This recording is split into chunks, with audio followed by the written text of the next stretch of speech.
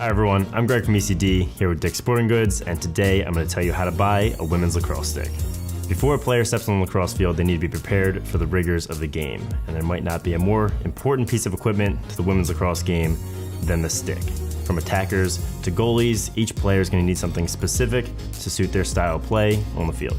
When looking at the stick, there's two distinct parts that you need to think about when you're buying one. First is the shaft, where the player is going to place their hands, and the second is the head, where the ball is going to be carried and thrown from. As a beginning player, you might want to consider buying a complete stick that comes all as one part right off the shelf, ready to play.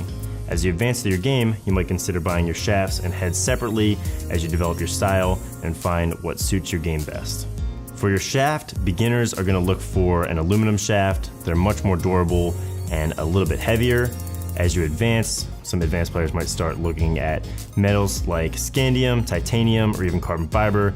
These options are more lightweight and lend themselves to faster hand speed and a faster rate of play.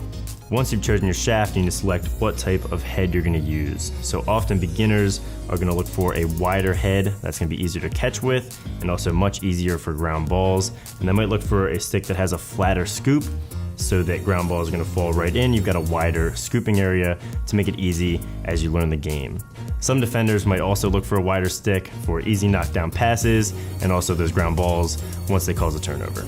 For attackers and midfielders, they might look for a more pinched or thinner head, so a tighter face shape. That's going to lead to more control, more hold, and also quicker, more accurate shots. And they also might look for a more rounded scoop that's more pointed. That's just going to lead the ball straight out and add a little bit more accuracy.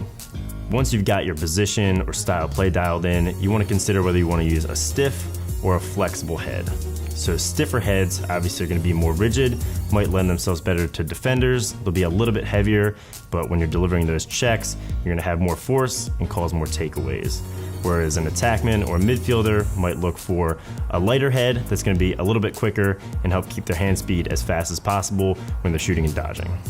So when looking at your shaft, it's important to consider the rules about minimum shaft length. So for a field player, your minimum length is 35.5, maximum is 43.25, and then for a goalie, the minimum is 35.5, maximum 52 inches. So make sure you look at your shaft and make sure it follows all the rules.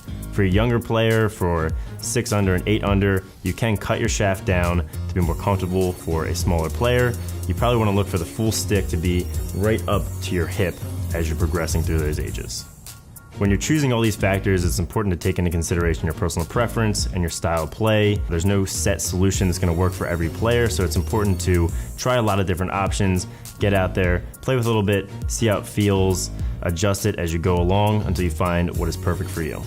And that's your Dick's Sporting Goods pro tip on how to buy women's lacrosse sticks.